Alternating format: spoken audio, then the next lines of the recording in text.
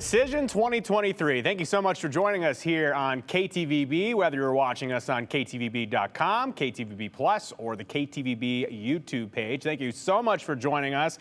We've got some big coverage to jump into, and it's not just me. I've got a lot of friends here on set. Look at this, wall to wall. Morgan Romero, Dr. Stephanie Witt from Boise State, and Brian Holmes here with us to kick off election coverage. We are going to get into a lot of stuff, but this is a fully interactive web show we're going to have for you over the next basically 2 hours. We'll wrap up a little bit before the news at 10. I do want to tell you, you can send us your Election Day questions and thoughts. We will be keeping an eye on really the text line and any thoughts you have. And if you want to share something, this is the number to do it. 208-321-5614. You can send us questions, comments, thoughts, and we will see if we can get to some of them throughout the evening. So we do know that the polls have closed in our area here down in southwest Idaho. We're not going to really focus too much on North Idaho here tonight, but polls are open till 8 p.m. in your local time zone. And as we talk to the panel here, we'll start with you, Dr. Witt.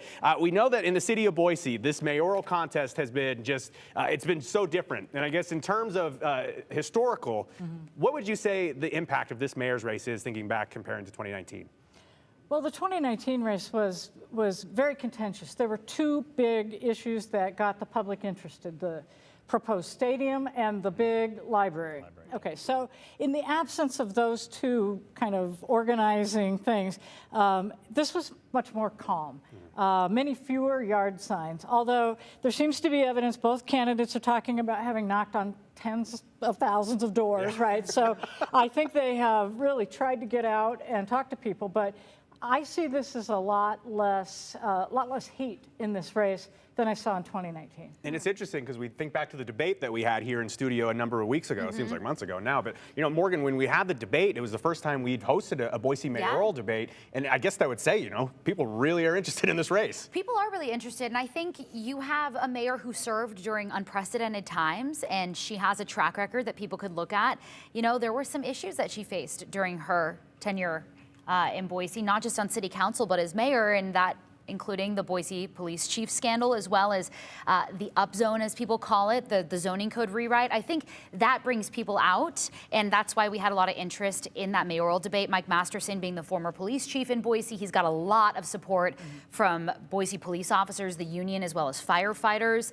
You see some more established Boise politicians that are backing him as well, former representatives at the state legislature, as well as former council members. But I do think that it's contentious, but I think you're right. I think it's not as contentious as the Dave Beater versus Lauren McLean race. And we're going to get to some live results coming up here shortly. I do understand from our friends at Ada County Elections that the first major drop will likely be between 8:15 and 8:30. So we'll keep an eye on that. But it's not just here in studio. We got friends out across the valley, and I know that we have some of our live team out there right now. I believe we do have Jude Binkley, who's out in Canyon County. Jude, how's it going out there? Well, Joe, as you said, we were cruising through Canyon County throughout this afternoon, giving you a look at some of the polling locations. And just because polls are officially closed now, that doesn't mean the work is over, because right now we're at the Canyon County election headquarters, where volunteers will be working hard to count and tabulate the votes. And we'll explain that process here in just a few minutes. But first, I wanted to bring in Canyon County spokesperson Joe Decker. And Joe, the first thing I wanted to talk about was turnout this year. So what did numbers look like, and kind of what areas did we see a higher concentration of voters? So our highest concentration was definitely Middleton. I think our three highest polling locations were all in Middleton. And right now, or at least at 7:35, we were looking about 18 to 19% voter turnout. So not too bad. How does that compare to like a normal local election? I think similar election like this 4 years ago was about 18, 19. We were hoping for 24 to 27, so it's maybe a little bit lower, but we had a lot more polling locations this time around, so the lines weren't there like they were a few years ago. And Joe, what's going to be going on here tonight? Talk to me a little bit about this process and how votes are counted and tabulated. What does that look like? Yeah, so we've already scanned a lot of the absentees that came in the early votes. These are just the remaining absentees that came in between probably 6 and 8 o'clock. So we're getting those open. We'll get those tabulated. We should have results posted about 8:15. All right, there we go. Similar times to Ada County, and we'll be showing you a look at that shortly. But Joe, just so you know, some of the big races we'll be tracking tonight will be the Middleton liquor by the drink law and whether or not bars and restaurants will be able to serve liquor. There's also a fire bond in Caldwell and a Nampa school levy, as well as some mayoral races in Middleton and Star. And of course, we'll be keeping you updated on all of those throughout the show tonight, and then later tonight on the news at 10.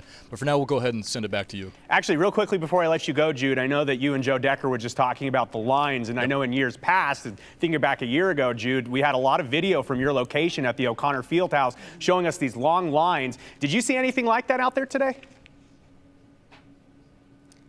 You know, we were in Middleton and Caldwell, which were some of the busier areas. Honestly, I don't think we saw a wait time over 5 minutes, and I think a big reason was because Canyon County added some polling locations this year. I think, Joe, you might be better qualified to talk about that than me, so can you tell us a little bit about the new polling locations? Yes. Yeah, I think we went from 27 last year to 37 this year, so we added 10 more polling locations for this election, which, you know, we had 44 precincts total with 37 locations, so just a lot more opportunity for people to vote, which really cuts down on the lines. Absolutely. And again, I think we certainly saw that in some of the video you just looked at. Again, this is a local election compared to some other elections that might have statewide or national races. But yeah, pretty quick lines today. Joe, we'll go ahead and send it back to you. All right. Thank you, Jude Binkley. We will be checking in with you throughout the night, as well as Joe Decker. My apologies, jumping in. Too many name buddies there. It's something interesting, though, as we hear from Joe Decker. We covered it on the 208 this past week. They have 38 polling locations across Canyon County. That's up 10 from last year, and that's, I think, up 15 or 20 from a few years ago. So making a major difference. Well, I mean, you've got to think, too, Canyon County has seen unprecedented growth and will continue to see unprecedented growth with all the farmland out there and all the subdivisions that are going in.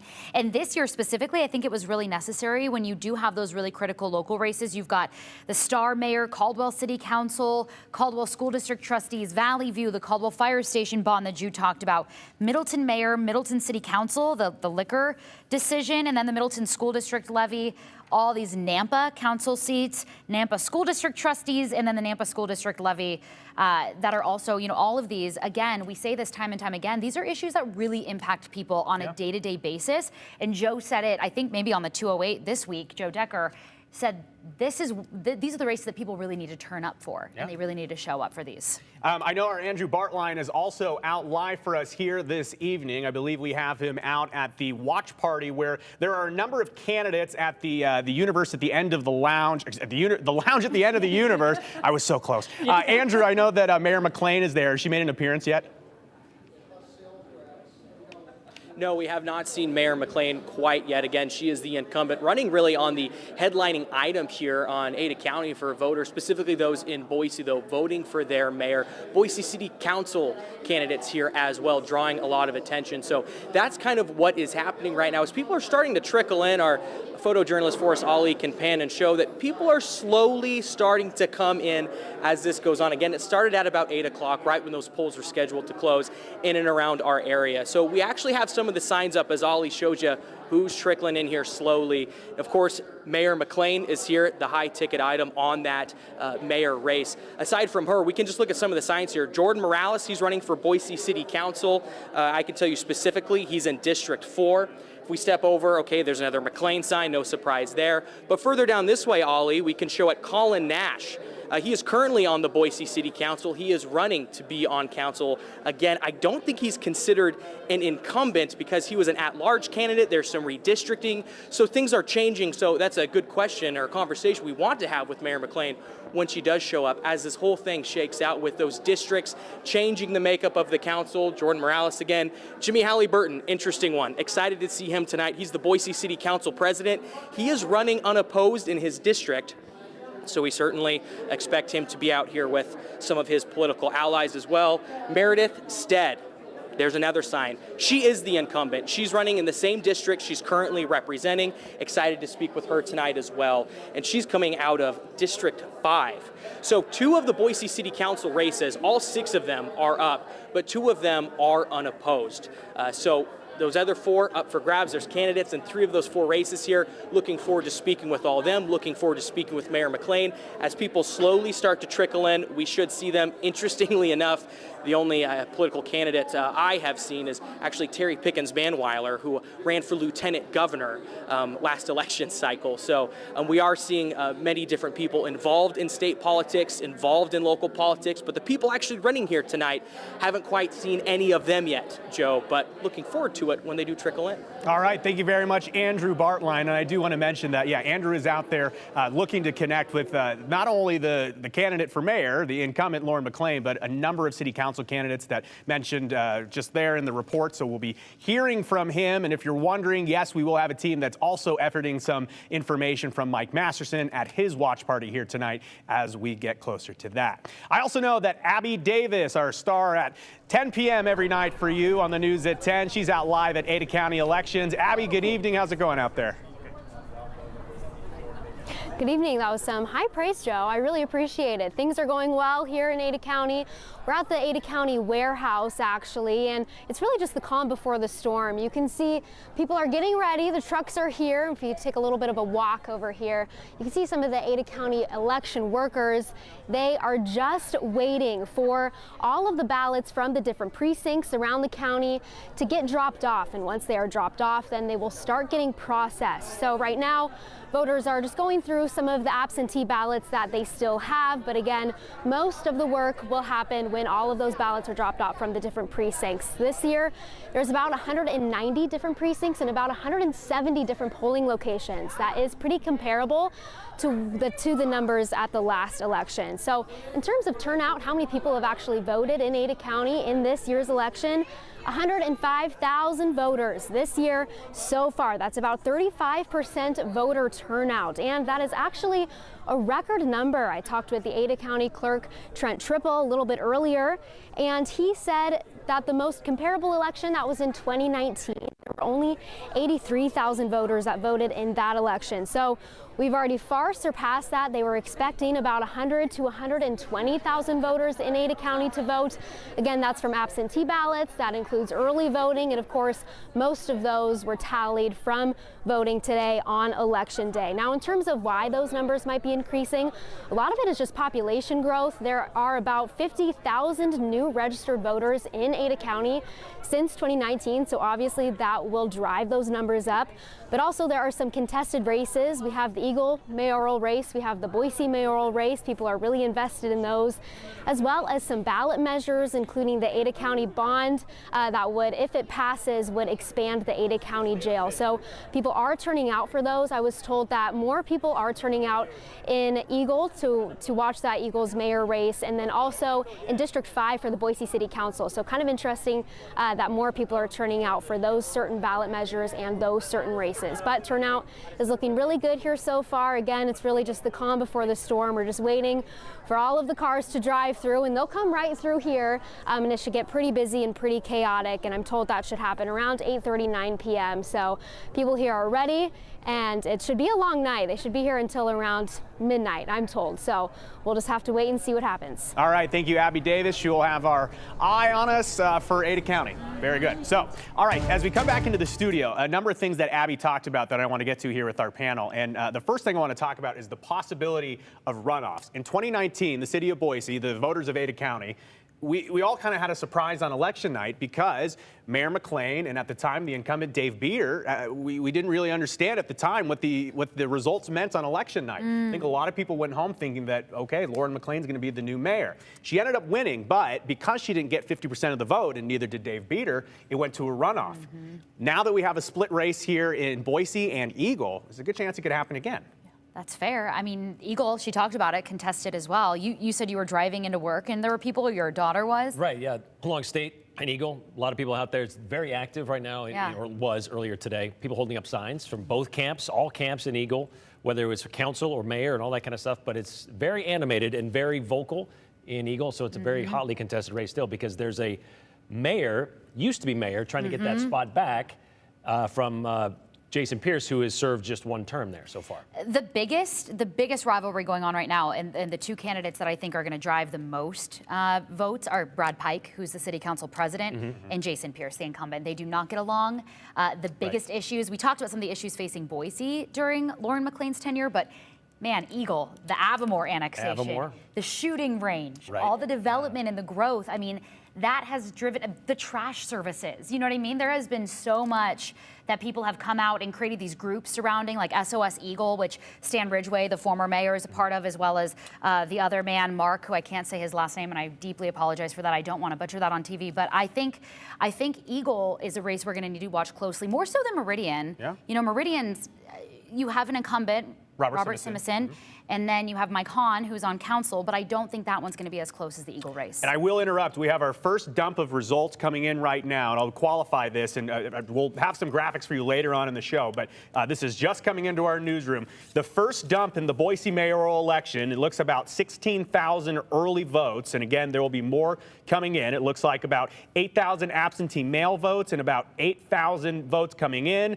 Here we are. We got it. So Lauren McLean with an early edge there. Again, this is all early voting. Right at 8 o'clock, the elections office, as you heard Abby talk about, they're able to start processing the votes. They can prepare the votes before Election Day. They can make sure everything's flattened out and ready to be tallied. But until the polls close in Idaho, they do not start counting ballots. So what you're looking at here is a very, very preliminary look. Lauren McLean, though, with about 10,000 votes. Mike Masterson, about 6,000. In terms of percentages right now, it's about 2/3 to 1/3 in terms of McLean ahead. Joe Evans and Aaron Reese together have a little more than 100 votes at this point. So we are keeping a very close eye on the Boise mayoral race. I also know that we have some city council races that we're able to see on the bottom of your screen, and we will get to some of these coming up in a minute. But instant reaction, Dr. Witt, Lauren McLean with a healthy lead in terms of the early vote. What are your thoughts? Well, she's got an early lead, and the polling we saw that we talked about on the 208 a little while ago showed her with a sizable lead. So I'm not surprised that she's jumped out ahead. But in regard to comparing to 2019, in 2019, Rebecca Arnold was also a candidate for mayor, and she drew a substantial percentage of the vote. We're not likely to see the other two candidates in this mayoral race draw as many votes away. So it's mathematically maybe a little more likely that someone will get a majority tonight. Yeah, especially looking at these instant results right away. I also know that the Eagle mayor race also has some preliminary results, and we will get to those coming up here in a moment. I can tell you, though, Morgan, as we're just looking here on the screen, Stan Ridgway and Brad Pike are at an essential deadlock. Only about 45 votes in between them here on this first drop of ballots. And in Eagle, they've got really only about 3,000 ballots in right now. So a very, very early situation in the Eagle mayoral race. But in terms of when you talk about splitting and one candidate needs to get 50% plus one, it looks like in the city of Eagle right now, they'd be more likely on the early results, they'd be more likely to have a runoff. Yeah, because Jason Pierce also has almost 30%. So you have three candidates here that are splitting by a third. And as Brian mentioned, I mean, Stan Ridgway has major name recognition. He also ran for commissioner a couple years ago, and I think that could very well be likely. But a lot of this so far, and it's important to point out, as we say, 1% of precincts reporting, it's the absentee voters, it's the early voters, and historically, we talk about this a lot in state elections as well as presidential.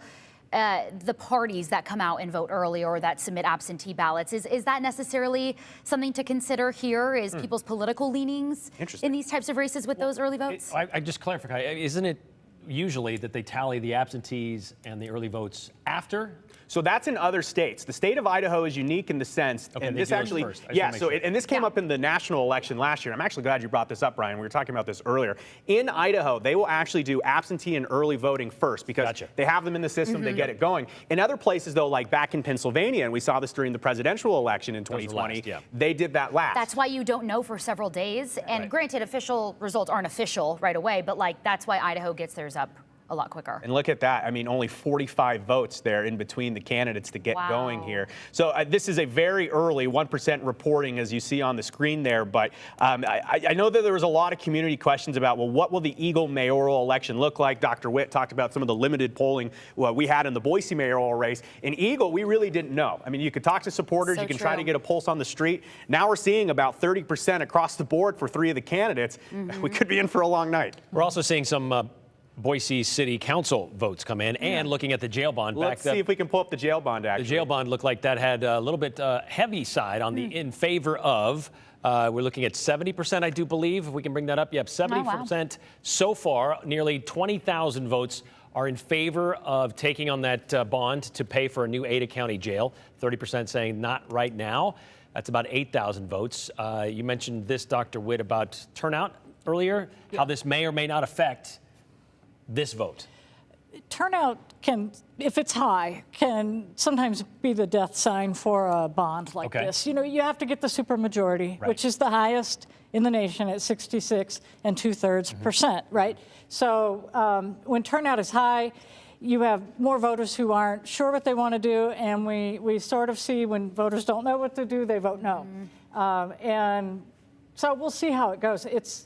It would be highly unusual and really a sign that someone sold this terrifically if the voters approve a jail bond. You know, we see voters more likely to approve elementary school bonds, things like that, but we see a lot of those fail as well, though. Well, we do. A lot of those that fail would have passed had they had a regular majority or even a 55% approval threshold. You know, that 2/3. It's really hard to get a bond passed. An interesting conversation I've also had on the Ada jail bond is with Mike Masterson running for mayor in Boise, and, you know, to be honest, basically running on public safety. I think there's a lot of people in the law enforcement communities that have been politically activated in the sense that they want to be involved in this. So I was interested to see if the public safety, I guess, topic in the Boise mayoral race would translate to the Ada County jail bond, because you have folks that are very law enforcement heavy, either serving themselves or big law enforcement supporters, backing Masterson. I know that, you know, the police unions and the fire unions. So it'll be interesting if they, you know, if they get that going. I also know that another race we are following here tonight in Ada County, the Meridian mayoral race. Again, we have the incumbent, Robert Simison. He is taking on Mr. Hahn there, who is on the council, and we can take a look here so far. Mike Hahn trailing by a sizable amount. Again, this is all just very preliminary coming in, but Robert Simison with about 80% of the vote. We'll keep an eye on this one, but I think, to be clear, Mike Hahn is not on Meridian City Council. He is. He ran for city council in 2021 but lost. I think you're right, actually. He lost to Cavender. So he was once a candidate. First ran where he lost. Yeah, I'm sorry. Yes, you're right. Yeah. He's not, but he also was the leader of trying to dissolve candidate. the Meridian Library District. Yes. Yeah, that's last what year. I was going to say. He's been in the news. We know the name. That. Yeah. For sure. But he is not on the Meridian City Council. He ran. But he did run and lost narrowly to Cavender. Good, who was on the good correction. Also interesting in Meridian, because of the growth, they surpassed 100,000 people, and therefore they are subject to that new districting. So we have 2 council candidates that are current incumbents in Meridian that are actually running against each other, and they have a lot of support. I'll be interested to see that one. That is District 2. So because of the change, like we saw in Boise with the geographic districts, you have Liz Strader and Brad Hoagland, both, who's the president of City Council, both running against each other. And so far, it looks like Liz is up 61% with 456 votes cast for her, to Hoagland's 39% with 288 votes cast again. But we like to give this caveat: only 1% of those precincts reporting there for that Meridian City Council district race, and you can only vote for the district that applies to you. Whereas with these smaller cities like Garden City, you know, you can vote for 2 candidates, and you don't have to live in that specific zone. There's a lot going on across the Treasure Valley here tonight. Thank you so much for joining us. Again, if you have any questions or comments, you are welcome to text in 208-321-5614. I know that there's mayoral races going on across Ada County, so we will get to some of the results here in a second. Why don't we start possibly with the race for Kuna mayor? There's a race going on there, of course, as we're going to get some of the results coming up. That's a 3-way race, by the way. And there we are, the incumbent, Joe Steer, the current mayor of Kuna, leading over Bobby Rosadio and Christian Sandu. So this looks like a pretty expected turnout so far. Again, this This is all very preliminary, very early information coming in, but we also know that the Star mayor was up for election, and Star is interesting because it's technically split into two counties. Two counties. Yeah.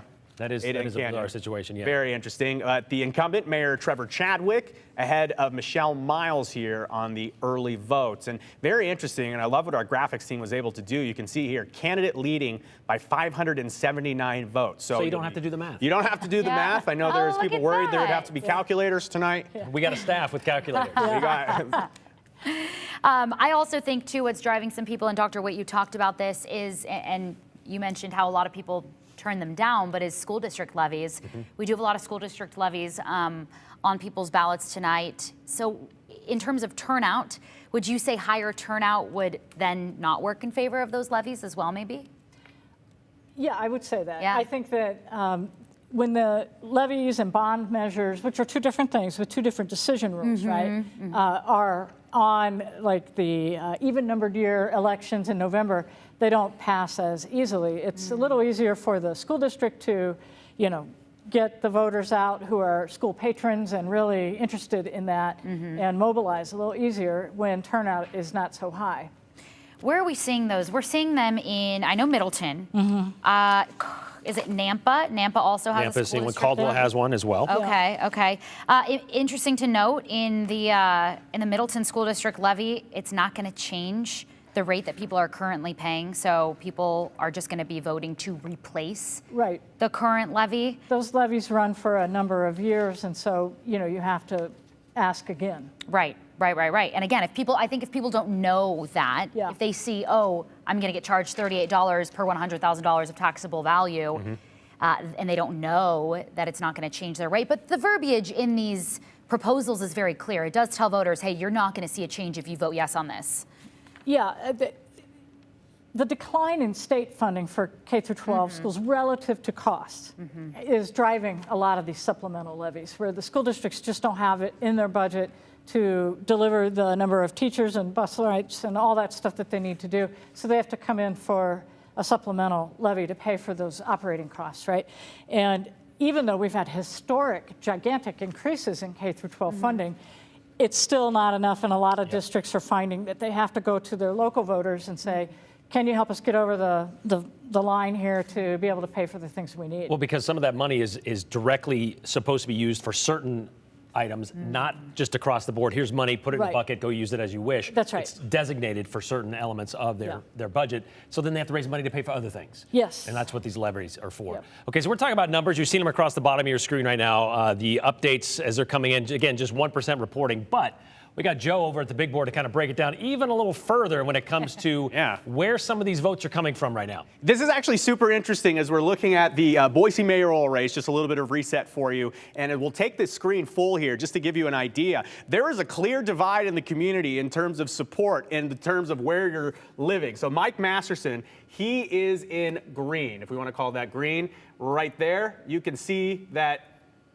he's on the outside there. He's on the outside there. He's on the outside there. So it's pretty interesting for me to see all the support on the outside and the small pockets in there as well. You can see the green and the yellow contrast. So if you take a look at this neighborhood, for example, look how close it is. Mike Masterson over 2, and this is kind of in central Boise right here. So as we follow this throughout the night, it'll be interesting to see exactly where some of these races end up. Again, I thought it was pretty fascinating that you have a clear divide on the edges of the city of being mostly Masterson support. Now, at this point, to be completely honest, some of these support margins could be like 10 or 15 votes. So we could see this map change colors in terms of support. But I find that pretty interesting. Brian, Morgan, Dr. Witt, curious if you guys have any thoughts on why there would be this split like this. Dr. Witt, Brian, I'm happy to chime in, but we may not know we've got a poli-sci expert. Well, I mean, if this is mirroring national trends, we see Democratic voters tend to be clustered in cities and Republican voters are in suburbs. So maybe these parts of Boise that are on the edge are more suburban. That's my guess. I'll put my 2 cents in too because of experience living in Boise. Is I think a lot of people, we talked about the public safety support, but also the zoning code rewrite, and Mr. Masterson running on this platform of not really supporting the direction that took. And there are people in these little pockets of Boise or on the exterior there, maybe that more align with his thoughts on that as well as on policing. And it is a nonpartisan race. So, you know, they both are running not as a Republican or not as a Democrat, but Mike Masterson was a registered Republican up until very recently. And I think it's quite clear where he stands on issues and where she stands on I think issues. this partisan, nonpartisan stuff, I mean, that got tossed out the window a long time ago, didn't it? Yeah, It's supposed to be nonpartisan. It's supposed to be. That's why you don't see colors on any of the numbers that we're Very showing thin. tonight. Yeah. But Very it is, right, it is a veil, if you will, that you can see through very easily. Yeah, so I don't, but I see that there's some, you know, truth to that where you kind of know where somebody's leaning a little bit, and so that's kind of where those votes are coming from. Well, I think part of the argument years ago about moving to a district base for the council was that all of the council members tended to be Yes. concentrated in the north and east Sure. ends. Yeah. And there was some concern that equal Yes. attention to parks and services in those other parts, especially West Boise, Yep, was West being Boise. ignored. Well, let's take a look at some of these city council races. There's a number of very interesting developments that we could get into. I think we'll probably start with District 2. Yes, so Colin Nash, who has done a very impressive social media campaign. I saw him even doing an AMA on Reddit, which actually had did. a lot of interaction. A lot of young voters A lot of love young that. voters.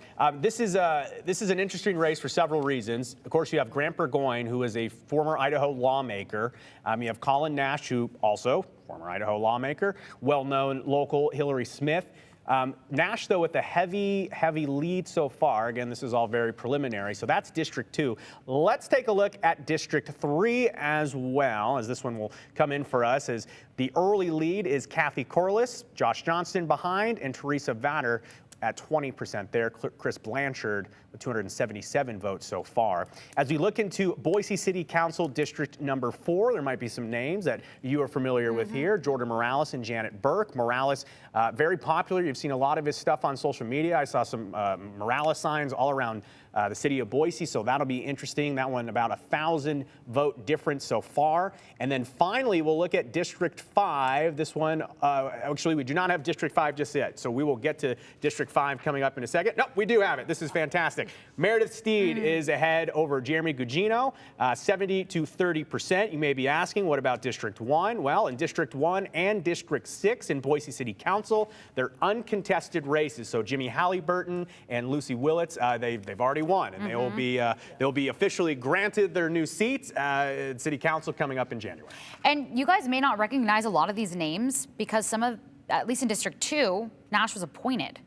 So you've got, because Lisa Sanchez and then when Holly Woodings left, then her seat became vacant, the mayor appointed. So you've got some people that are running who haven't served yet, you know, and so I think there's a lack of name recognition, I think, in some of these Boise City Council races as well. Burgoyne and Nash, though, those are two that I think voters will be familiar with.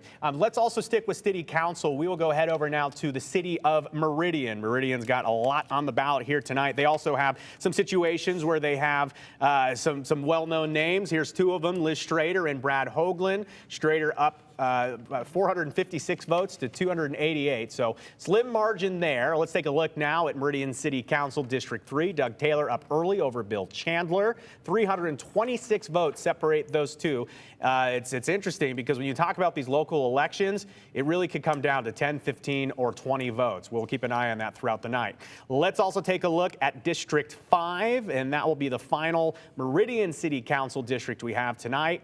Ann Roberts ahead over Todd Ebeling. And this is one that I know that there's a lot of folks watching Meridian City Council and the mayor's race. It's a growing area. And I know there's a lot of focus on the city of Boise. Meridian's a growing city. There will probably be a time where the Meridian mayor and the Boise mayor, those elections are about equal. Morgan kind of touched on this earlier about that District 2 for Meridian City Council. Both incumbents, but because of redistricting, because of the population explosion, they're now facing each other. So one of them will go home tonight. And not to bounce around, but our director, Ray, did remind me that Meredith Steed also was appointed. So she was appointed back in August of 23. So there is name recognition for her there. But so you've got two people who are appointed that the other individual chose not to. You know, remember that when, so the mayor appointed 3 separate people recently for council because then Elaine Clegg left. Yeah. Right. So you had to fill her seat too. Right. So yeah, you've got some new faces and some new names running for sure. Yeah, well, it'll be a different looking council when we're done. the two incumbents running against each other, that race was sort of surprising for the, I don't know, the outbreak of negative campaigning. True. You know, it's Yep. unsettling to see your address on a campaign thing. Yep. You know, I think awkward. They're both serving on the city council, but in the middle of this campaign. So There were some social media posts about that. Liz Strader posting Yeah. about Brad Hoagland about how this got out here and kind of some doxing going on and accusations flying around. So And Lisa that'll was be interesting to District watch. 3. Lisa was Sanchez was District 3, not District 2. Okay, so it's hard to keep track, but 3 folks that left council that they're now having to fill. I do want to go back to turnout. We've had unprecedented growth. As Abby talked about, we are seeing record turnout so far. 50,000 more registered voters in Ada County, as Abby said. Is that correct? Yes. Yeah. Yeah, that's exactly right. So 35%, and maybe this is something that we weren't expecting because the jail bond is really the only thing that's on everybody's ballot in Ada County. Yeah. that's correct. Right. Okay. Yeah. It'll be interesting to see how far that number goes. Well, we are just getting started here on election night. It's 8:34 local time here in Boise. If you're just joining us, the results you're seeing on the bottom of your screen, those are preliminary results. In Ada County, they're able to get the results out pretty quickly. About 8:15, they started publishing the early votes, the absentee votes. And if you have any questions, any comments, you can text us. 208-321-5614. Be sure to include your name so we can give you credit, and we are going to be monitoring those. I'll take a look right now. I know that Brian is also keeping an eye on that. I know that there's some questions out there. We got one from Jamie asking, anything yet for Mountain Home? Not quite yet, but we are keeping our eye out there. We'll be very honest here. Ada County, the largest county in Idaho, they have technological and staffing capabilities that other counties just simply do not. But we know that there's going to be a very busy night across our state. And yes, if you have any questions, comments, thoughts, you have any stories to share with us about what went on your voting today, 208-321-5614. We don't have any numbers yet, but the one I'm really kind of interested in, we talked about this on the 208 a couple of weeks ago, Middleton, and this idea to change out of a dry city, where back in 1947, they all got together and said, we're going to make this or keep this a dry city, can only sell beer and wine. Now they want to overturn that and say, look, we want to be able to, with these hotels, population exploding, we've got businesses that want to sell liquor. And so they want a chance to kind of turn that over and open that up a little bit. Yeah, bring some money into the community. So that'll be interesting to watch. I think it's fascinating that I didn't realize that existed until I heard this story, until this measure Andrew went came out up. to the bar. Yeah. Well, when I lived in Texas, it was like that. There were dry counties. Right. Or damp counties, if you will, where they Yeah. can sell, like they can in Middleton, beer and wine, but not liquor. Also, it'll be interesting to see what happens with the Caldwell Fire Station bond, because they're trying to build a new fire station and then also revamp an existing one. So will voters... So it's like a jail bond, right? Will voters turn out and vote for that? Well, Canyon County has a record of not approving bonds That's for true. things that aren't schools, so True. we'll see how they do. But, they've tried, the county has tried a number of times to get a bond passed for their jail. So the police probably have a little more credit from the voters, than building for a jail, maybe. I don't Versus know. fire I station. would be surprised.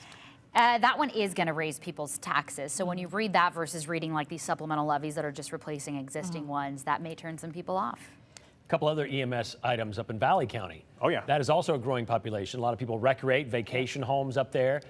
But if you get hurt, you're going to have to wait a little longer for services to come to you. And so they're kind of looking to start their own ambulance district in Valley County, as well as add some money with the emergency service levy, because, again, their resources are spread pretty thin. All volunteer up there, so they want to kind of increase that. They also did not approve last election to increase and rebuild the health center there in Cascade. Now, that was localized to just Cascade, not the entire county, but it failed there. So it'd be interesting to watch if what happens tonight with Valley County and their ambulance service. Even if these things are turned down, it's not going to stop people from moving there or building vacation homes. Right. So the growth is there and it's coming. And the money and the taxes, they're all kind of there, but Yeah. the people have to approve these things or not. I mean, they obviously have the choice not to. Well, they have to pay for it. And I've spoken to people who live up in Valley County where they say, I don't think it's fair that we have to pay for the tourists. So it'll be interesting to see what that ends up. I do want to get out to our Abby Davis. She is out at the Idaho Ada County Elections Office for us. Abby, any updates? What's going on? Looks like a lot of action. Well, we're actually inside the election center right now in just one of their back rooms, and I really wanted to touch on election transparency, election integrity, and I wanted to take you on a little tour of this room that we're in. So behind me, through those windows, that's actually the tabulation room. So that's where all of the votes are tallied. Not a lot going on right now, but it will be pretty busy in a little bit.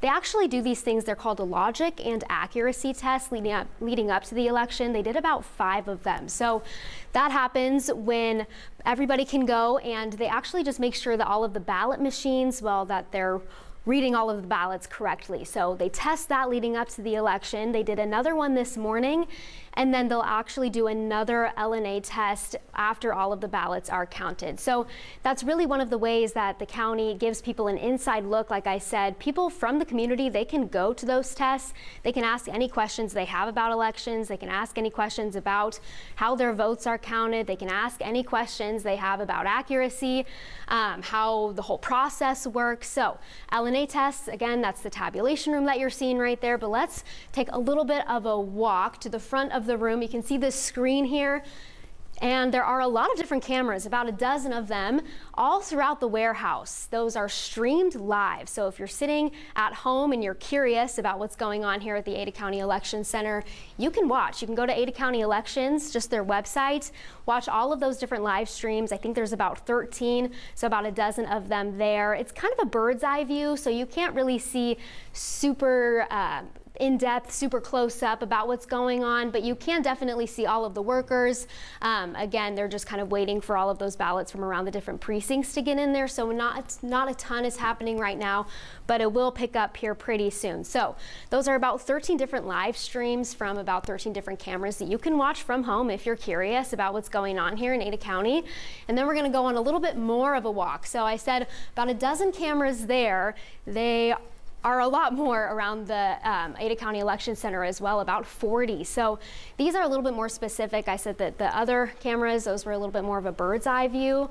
These are a lot more specific. So you can actually see their close-ups on a lot of the different workers. The tables are blank right now, but when those are filled with ballots, you can see what they're doing specifically. So about 40 different cameras. There's this monitor set up with some of the different shots, and then there's also this camera, different monitor with all of the other shots as well, and they just kind of rotate through. So again, people are just kind of hanging out. They're waiting for the rest of the ballots to come in here from the different precincts. But the 13 original cameras, you can watch those from home on your computer or on your phone if you're curious. These you can't. You actually have to come into the Ada County Election Center, but they are here and they are a resource. So if you're at home and you're curious or you have any sort of concerns, you can come to the Ada County Elections office on Jeffrey Street near the Boise Mall. You can just sign in, grab a visitor's pass. You can come sit in this back room and watch these different cameras. You can also watch the tabulation room.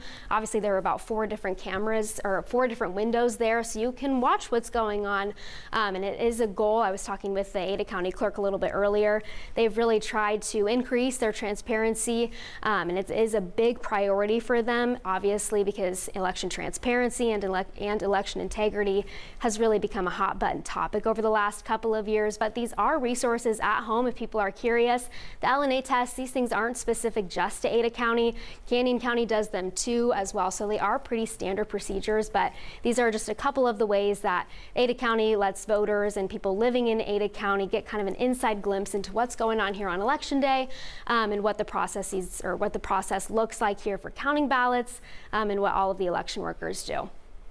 All right, thank you very much. Abby Davis reporting from the Ada County Elections Office, talking about transparency. We'll talk to you again soon. Thanks, Abs. It is interesting that when you talk about Ada County and transparency, and we talked about, for example, on the 208 this week, we talked about the election cages and these precincts in a cage. And I had a viewer question that basically said, is this in response to something? Did Ada County do something wrong? You know, why are they doing so much with transparency and election security? Yeah. And I can tell you, the answer is no. This is not in response to anything other than basically the 2020 election. People had come to Ada County and they said, well, we want to see the process. We want to watch the process. We don't trust the process. They said, great, let's take a look at it. And, let's be transparent. The now Secretary of State, Phil McGrain, was the Ada County clerk at the time. He says, we have nothing to hide. We have nothing to, put under the table. Right. Come watch. It's very boring, but come watch. That's why a lot of people don't really take them up on that. But it is really an awesome offer that they do offer that. These cages, Joe, let's talk about that.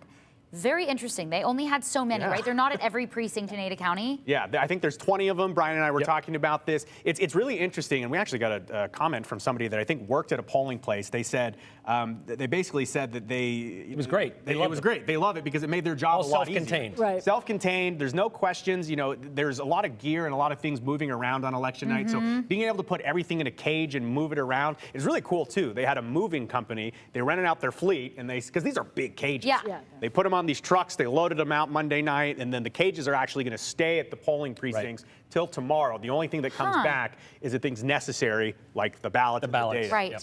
We are getting some of your questions in here, and there's one that I love that we just got. I don't have a great answer for you. This person says, this is Sarah in downtown Boise. She says, love watching these live updates. Thank you. Any idea how long it'll take to get final numbers for the Boise mayoral race? So that's a great question, and we don't know. It could be midnight, it could be 2 a.m., it could be 11 p.m. We just don't know. It really depends on how the votes start to come in. If it's a close race, the logic always tells you it's going to take a long night. For example, though, when you think back to the governor's race last year, Brad Little was declared the winner a minute after the polls closed. And that was the AP that called that race, and we can get into that another time. As we get some other questions coming in here, this person says, hi for those of us in Middleton. What's the vote on the very important liquor by the drink? Do we have a graphic of that so far? We don't have it yet, and No numbers yet, there's right? no numbers yet. Okay. So those of you in Middleton, stay with us as soon as we get those in. Nothing from Canyon County yet, right? We actually got the Caldwell Fire Bond. Let's take a look here at the results drawn. Okay. Morgan, what are we seeing? We got 68% for in these early votes. That's about 1,300 people, and 32% opposed, 617 people. That Caldwell Fire Bond, again, needs 2/3 of voters to support this. The city is really pushing it to keep up with growth. They say public safety is a top priority for them. This would cut their response times, ensure, adequate modern facilities for their firefighters. They would also, one of these new facilities would share with the Nampa Fire Protection District, which is something that a trend we're seeing, I think, a lot in public safety is fire districts or fire departments joining up with paramedics and just providing that service, because oftentimes firefighters are the first on scene and they have so many other calls they've got to go to and they need the paramedics there. But this bond would, let's see the cost, $17.3 million for both the new station and to revamp the current one. The annual estimated cost to taxpayer is about $14 per $100,000 of taxable assessed value. That's for 20 years. And of course, that doesn't include interest on that. For our friends in Middleton, we do have an update. If you ask, we will get it. So here's an update on the Middleton liquor vote. And look at this, 75% so far say, yes, we want liquor in Middleton by the drink. Thirsty. Out there in Middleton. It's interesting, too, because from what we understand, and you can correct me on this, Brian, I believe this would go into effect on January 1st. Correct. So I had to imagine the bars out in Middleton would be the place to be on New Year's Eve. Staying open a little later, a little into the new year. Into the new year there. Yeah, you've got a lot of businesses in Middleton that we've interviewed, at least on KTVB, business owners that have said, keep Middleton money in Middleton, don't have them go out. They think that this is it's antiquated, like you said, 1947. Yes. And I will add this real quickly. If you don't want to wait for us to get to your section, you can actually get results right to your cell phone. You can text the word results, RESULTS, to 208-321-5614, the same number we just showed up. Again, you can just text results. We'll send you a link, and you can start going through there. But we were just talking about the Caldwell Fire Bond, so let's actually get out to Canyon County. I know our Jude Binkley is standing by in Canyon County. I know that he had Joe Decker with him a short time ago as well. I believe we have Jude ready. Jude, how are you? Hey, Joe, we're doing pretty good. We're now seeing some trucks show up from the polling locations to bring in these machines that'll help kind of tabulate the formula. We can see, or tabulate votes, excuse me. We can kind of see that process happening right now. These came from, a number of the different polling locations throughout the county. And it's a bit of a process here. We've got Joe Decker back here. If you can kind of explain what we're seeing, what's going on. What are these boxes, and really what do they do, Joe? Sure, they're bringing back the scanners from all the polling locations. Also with the drives where people insert their ballots into the scanners and the drives count those ballots. So they're bringing those back. They're rectifying the numbers of votes that are cast at each polling location with the information the chief judges had. So it's just kind of to ensure that the numbers they have there match the numbers of ballots that were cast. And then so we'll take the drives from each of the scanners. we'll tabulate those and then update the results. And the matching numbers, that's kind of a security thing, right? Yeah, absolutely. And if those numbers are off, we'll try to figure out what happened, or we might do an audit of it. But 99% of the time, those numbers match up. All right, well, there you have it, a little look at the process. And we've got a couple more trucks lining up. Things really just picked up in the last couple minutes. But, Joe, we'll keep you updated here from the Canyon County Election Headquarters as more numbers come in. It sounds like you just got some numbers on Caldwell Fire Bond and the Middleton Liquor Law. And, of course, we'll be continuing to monitor those throughout the night. We'll go ahead and send it back to you. Thank you so much, Jude Binkley reporting. I really appreciate the live shots from our field crews because it shows really the hard work going on behind the scenes. It's not just magic. You don't just vote into the machine and they just magically end up on the computer. There's a lot of manual labor that it takes to get all of these into the elections office. And there's something that I want to also touch on. I know that a lot of people saw people carrying those election boxes. Dual custody. That's not just one person that's left to their own devices. So to make sure the process is secure. And as you mentioned, or as Joe mentioned, if there are mistakes, they'll try to figure out what happened. There are mistakes that do happen, even in 2022. Remember in Jerome County where they thought the Democrat won that seat in Idaho legislature, but then after a reporting error was seen and figured out, it flipped. We've seen mistakes happening so far, even in Ada County with absentee ballots. I mean, elections aren't always flawless. I mean, it's human error. I was going to say they're humans doing it, but there are a lot of rules set up around the process. So things like dual custody, people whose job it is to just sort of monitor things and make sure that that the continuity of like the chain of evidence sort of for the votes are protected, so that we know where they are at all times, who touched them, and when. And now, of course, we can all watch if that's entertaining to you. It is. It is. The security. Do you remember during the debate and you were here, the debate for the, or did you, maybe you didn't sit in on that one, the Secretary of State debate that we had here for that statewide race that happened. That was a big topic. And they talked about how Idaho's elections are extremely secure. So we do want to let people at home know that is something that Idaho really prides itself on. Well, the fact that they catch these mistakes, that tells you the checks and balances are working. So. And the scale of things in Idaho, too, is also significantly smaller than what you will see. What, about 2 million people live in the state of Idaho? Significantly less than 2 million are voting in these elections. And just by pure data, the smaller sample size, the fewer errors you're likely going to have. True. I also want to say that, as we talked about on the 208, for example, with the Ada County jail bond, things that happen on election night, it's not like it's just all said and done when everyone goes to bed on Tuesday night. If there's issues with the process, if there's contested problems, if there's lawsuits, these things will be solved by the courts. So just because you win on election night, it doesn't necessarily mean it's over. Right. And we were talking about with the Ada County jail bond. I was going to say, why do you bring up the jail bond, Joe? Because those mailers. Yes, and it's interesting. There was a collection of viewer comments we got. There were some informational flyers that went out, and they were sent from the county, and they were supposed to be, this is the tax impact of the Ada County jail bond. Here's some information. The county fully admits, we sent these out as informational. I heard from a source today at Ada County that they had their lawyers go through every single word on those flyers that went out, so they felt good about them. But those in the community thought that maybe it was slanted, and because it's against Idaho state law, you cannot use public funds to advocate for yourself as a candidate or a ballot issue. So hypothetically, I'm not saying this is going to be the case, but hypothetically, if somebody did challenge the results of the Ada County jail bond, if it's successful, and a court later determined that you shouldn't have put this information out, they would wipe out the jail bond even if it was successful. Right. Well, I'm not an attorney, so I don't know what a judge is going to, or a judge. I don't know what they're going to do, but it is incumbent on the county, though, to educate the voters about this is what we're asking for and why, and this is how much it'll cost. So, you're allowed to be educational, whether it's for a jail or a school or whatever. It's just, when does it cross that line to advocacy, right?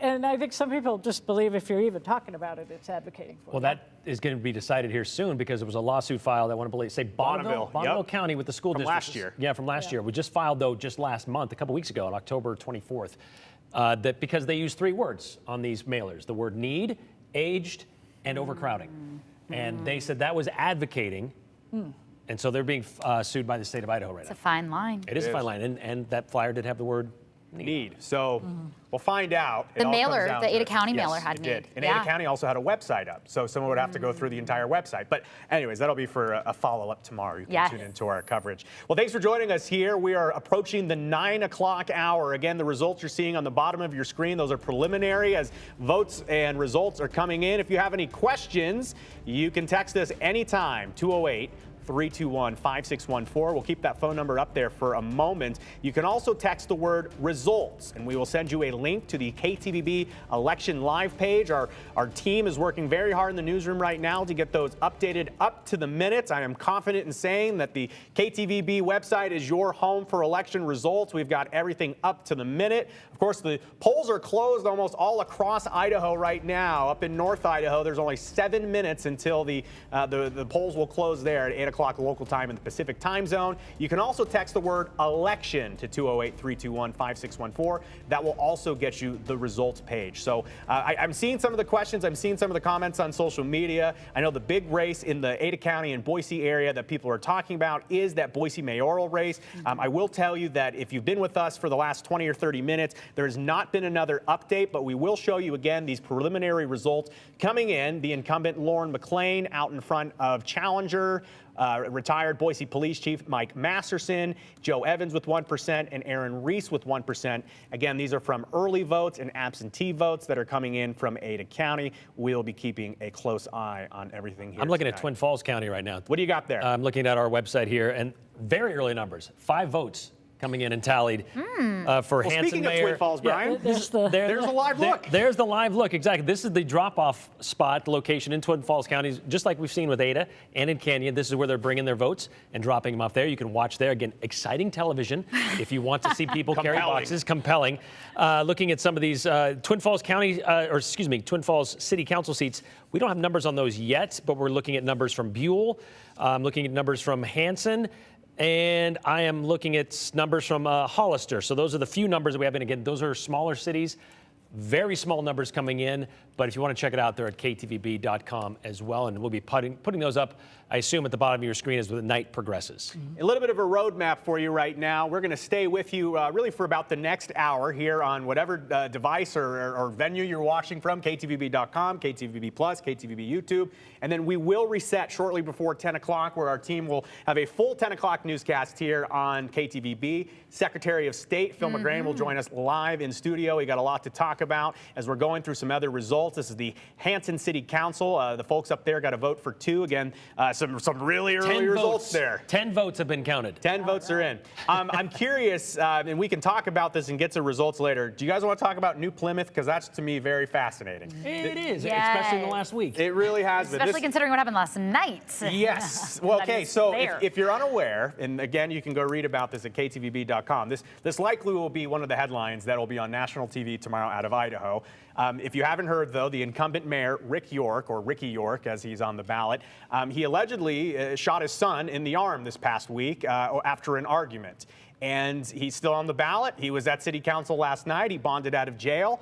At City Council last night, they had about a 15-minute meeting in New Plymouth. They just did business. The incident was not brought up at all. I'm not sure if we expected it to be, but it's interesting to me to find out what type of impact this will have on the New Plymouth situation, because hypothetically, if Mr. York, Mayor York, was convicted of a crime, what would happen there? Well, we wouldn't know we until wouldn't after. know. If he pleads not guilty and it goes to trial, he'll be able to serve as Correct. mayor for a very long time until if But he a is 4-year convicted. term, you know? Well, we saw that with I covered this a lot with Horseshoe Bend, a former council member there that was a former fire chief.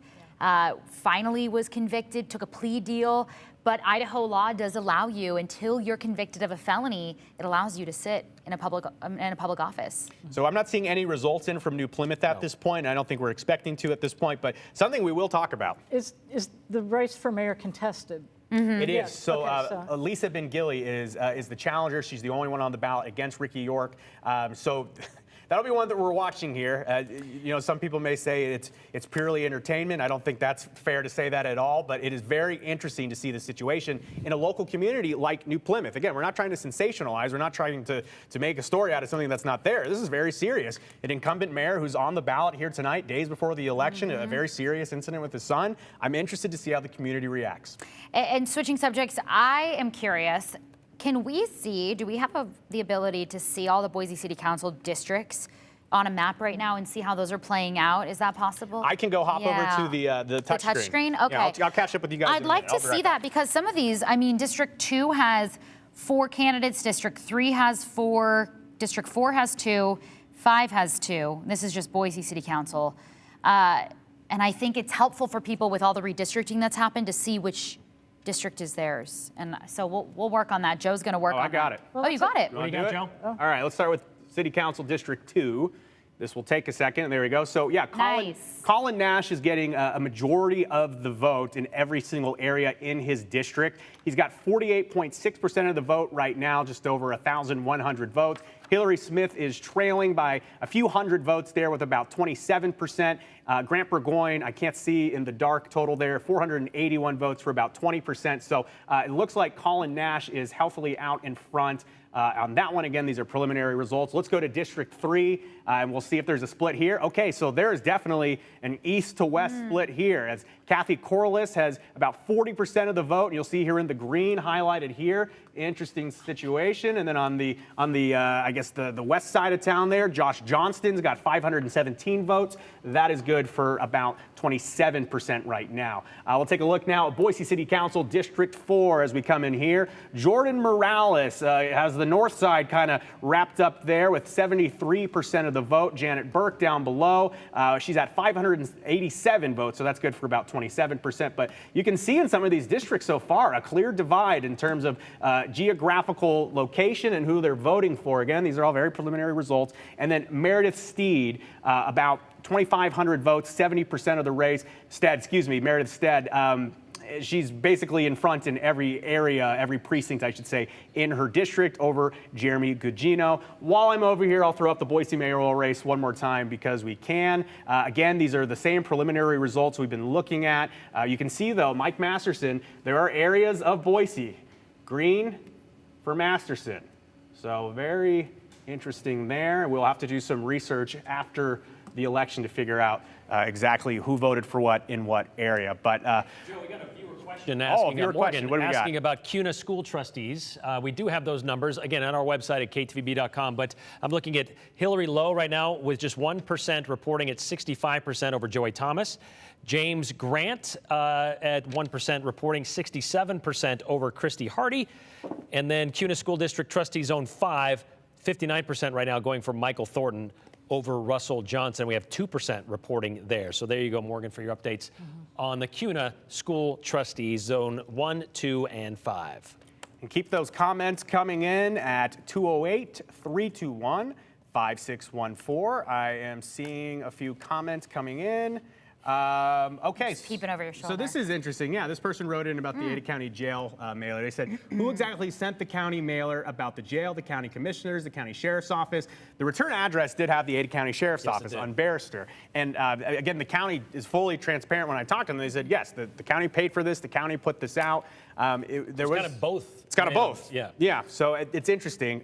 They included the tour of the jail on the website to kind of give people a look, because that's not really a place you can go take a tour. So it'll be interesting. If we have an update on the Ada County Jail, we will get that to you soon. But I do want to head out to some of our live crews. I believe we have Andrew Bartline reporting from the lounge at the end of the universe. Of course, Wallace is the center of the universe, and then we have the lounge at the end of the universe in Boise. How's it feel at the end of the universe there, Andrew? Well, some of the candidates are now starting to trickle in. I've seen Jordan Morales. I've talked with Colin Nash briefly. I've seen Meredith Stead. So they've trickled in. No sign of Lauren McLean yet, though I have seen people from her campaign. We should be seeing her here shortly, and this really seems to be sort of her wash party in a sense. Many of the signs are saying good luck, Mayor McLean, things along that line. And it is interesting because these are by nature municipal elections. They're nonpartisan. But when you look at the people that are showing up to this type of event, you can see by the company folks are keeping really how they may or may not align. The executive director for the Idaho Democrats, Jared DeLoof is here. Chris Mathias from the Idaho State Legislature is here as well. I see Ali Robbie. She's a senator representing sort of that boundary between Boise and Garden City in the Idaho State Senate. So a lot of the different people around here are sort of spreading some light on exactly what we're looking at in terms of the candidates and the company that they are keeping. Now, when I speak with Nash, when I speak with Stead, when I talk with the candidates who have trickled in, they've told me they're not too interested talking quite yet because, again, these results are so preliminary at this point. All of them seem to have healthy leads right out of the gate. I keep hearing you guys check in looking at those numbers. They do have healthy leads right out of the gate, but how that is going to keep up, nobody wants to talk too soon. Nobody wants to get ambitious. But again, people are trickling in, and it feels like a good time. It's very similar to last time I was here on an election night. Music might be a little different, DJ's a little different, but a lot of the same folks, a lot of the same faces, and they're hoping for the same result, hopefully, Joe. Well, Andrew, I know that our panel had some questions for you. If you can hear us, Morgan, go ahead. Yeah, Andrew, I'm curious. I know you haven't gotten the chance to talk to them on camera yet, but I want to know what they think is bringing voters out and actually getting some voter turnout in these Boise City Council races. Do you know? Do you have an idea on that, a pulse on that? Well, I think it's that piece of connecting with someone, right? You think of that old idiom, people join people, not organizations, right? Well, I think really the key to municipal elections, again, because they are inherently nonpartisan, is people vote for people, not parties. And so when I was speaking with some of these candidates, they told me, like, I'm tired, I am exhausted. I have been knocking on so many doors. I have met so many of my neighbors, and that is really a key part of it, is get someone to vote for the candidate, because nobody's voting for a party. You don't see one of these ballots and you see an R or you see a D, you see a name. And that really is the key to a municipal election. And a lot of the people here have early leads, likely because maybe they had success with that. But again, will that hold up? Hopefully we'll get some word from them as some of those results come in and they become more comfortable getting in front of the camera and telling us their thoughts tonight. And to Andrew's point, so much of what matters to Boiseans now matters to those candidates specifically because they literally are their neighbors. They live in their districts. And so maybe they know them from the HOA board or their kid's school, you know? So that's helpful. Thank you again, Andrew, to that report. I want to get back to him soon. I will say that there is a new batch of results coming in across Ada County. I think we'll be able to get to the Boise Mayoral graphic for you in just a moment. But 9:05 here local time. Polls are now closed across the state of Idaho. Of course, the caveat, if you're in North Idaho and you are already in line by 8 o'clock, you will be allowed to vote. If you're in line and you're watching this, thank you so much. That would be absolutely fantastic. But we are keeping an eye on the text line as well. You can send us your questions and comments to 208-321-5614. Here is the latest results in the Boise mayoral race. Lauren McLean, again, still up in front. It looks like the Ada County numbers are trickling in. I will say that I have some numbers that are just coming into me directly across my computer that basically has the same margins. But there's a little bit more volume in terms of McLean. She's close to 11,000 votes now. Masterson at 6,700. And then I think there was a lot of questions in terms of protest votes or alternative votes or whatever you want to call them. Joe Evans and Aaron Reese right now, they're combined for less than 1% of the race. So Dr. Witt, is, as you talked about and you kind of predicted earlier, this one may not be destined for a runoff if those other two candidates, Evans and Reese, if they don't really impact the race.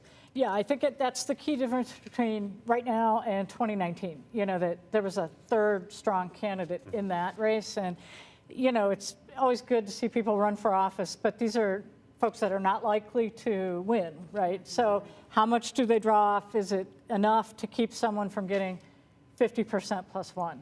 What about the Eagle mayoral race? Probably a very different topic because you've got some legitimate candidates there that are drawing a lot, and they could very well go to a runoff looking at these results. Oh, I would think so. There's so many people in that race, and there's a lot more heat in Eagle about the local politics, right? Yeah. So I would not be surprised at all to see that in a runoff. I'm sorry, is the stuff going on in Eagle, I mean, I grew up there. So I wasn't super privy to the politics when I was a kid, but the stuff going on there, is this new or has this been like bubbling tension for a long time? Well, I mean, in my opinion, these are some of the growth pains from what started as a small community that has just exploded in size. And they did that, you know, when they became a city, they didn't offer that many services. Now you've got people who need a lot of services. They are close to open land, so the Avamore issue has been a persistent thing. The water district has been a persistent thing. And then they've got some stuff that's really inside baseball, just to Eagle, like the senior center and trash and So I don't know why, but some of the hottest politics in the valley are in Eagle. Which is more surprising, I think, than Meridian. Like Meridian's a bigger city now, and even Nampa and Caldwell at this point. We do have results. Speaking of Canyon County, we do have results for trickling in for the Nampa School District levy. If we want to throw that up right now, that is going to add. Actually, it's not going to change the current taxable assessed value, but it's going to be $72 per $100,000 of taxable assessed value. So far, that levy, 54% voting in favor. Again, this is very early, 46% voting against it. Neck and neck right now. We'll see if that trend holds steady. We want to send it out now to Abby Davis, who I believe is still live at the Ada County Elections headquarters. Good evening, Abby. Good evening, Morgan. Yes, so there are ballots from about 5 out of 197 precincts have been returned here at the Ada County Elections Office. That's what's going on behind me. You can see all of those workers are starting to process those ballots. So things are picking up here. It is getting busier and busier. Some updated voter turnout information. 106,000 people in Ada County have voted in this year's election so far. That's about 35% voter turnout, but obviously it takes a village that has a lot of different votes casted and a lot of different people that it takes to process those. So I'm going to bring in Trent Triple, the Ada County clerk. Trent, tell me a little bit about the process of recruiting all of these people. They do get paid, but they are essentially volunteers. Yeah, what they get paid is really pennies. They're doing it out of their civic obligation. I think a lot of them want to be involved with elections. A handful want to learn about elections, which is an awesome experience for them. We have a core team that works probably 2 or 3 months full-time up to the election, training the other 900 folks that are going to help out on election day. As you can see, we have a large group of people here today. They're working election night, which obviously is the precinct processing for all the election day ballots. There's about 100 people in here tonight. They've been trained.